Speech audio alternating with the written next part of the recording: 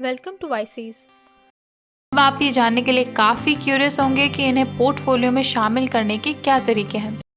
इस पोर्टफोलियो में mid cap companies को शामिल किया गया है, यानी वे कंपनीज जिनका मार्केट कैपिटल $3 बिलियन के करीब हो, यानी उनका मार्केट टर्नओवर 3500 से 75,000 करोड़ रुपए की रेंज में आता हो। इसमें शामिल की गई कंपनीज के स्टॉक्स की रेवेन्यू ग्रोथ 10% से ज़्यादा है और ROC 15% से ज़्यादा है। ये कंपनीज बहुत फ्री कैश फ्लो जनरेट करती है। मार्सेलस इन्हें अपने पोर्टफोलियो में कैसे और क्यों शामिल करती है, ये हम वीडियो में आगे जानेंगे।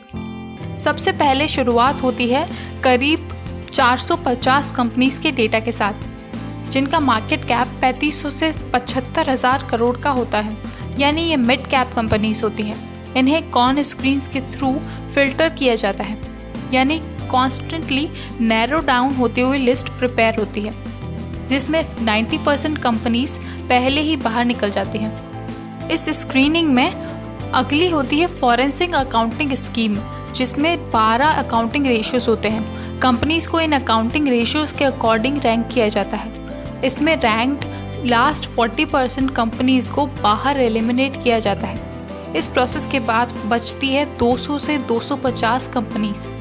इसके बाद इन 200 से 250 बची हुई कंपनीज के लास्ट 6 ईयर्स का फाइनेंशियल डेटा देखा जाता है और फिर इन पर 4 रेशियोज अप्लाई होते हैं। ये 4 रेशियो होते हैं revenue growth, improvement in operating margin, improvement in working capital days and improvement in fixed assets turnover.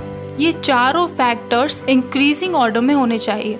Marcellus की टीम ये चेक करती है कि ये चारों रेशियोज इंडिविजुअली 40% से ज़्यादा हो, जिसके बाद सिर्फ 30 से 40 कंपनीज बच पाती हैं। इसके बाद होती है बॉटम अप रिसर्च, जिसमें सेकेंडरी रिसर्च से पिछले 15 से 20 सालों के एनुअल रिपोर्ट्स पढ़ी जाती हैं, ताकि इन कंपनीज का एवोल्यूशन, बिजनेस मॉडल, प्रमोटर्स की एबिलिटी और क्राइसिस से डील करने के तरीकों के बारे में और भी जान पाए।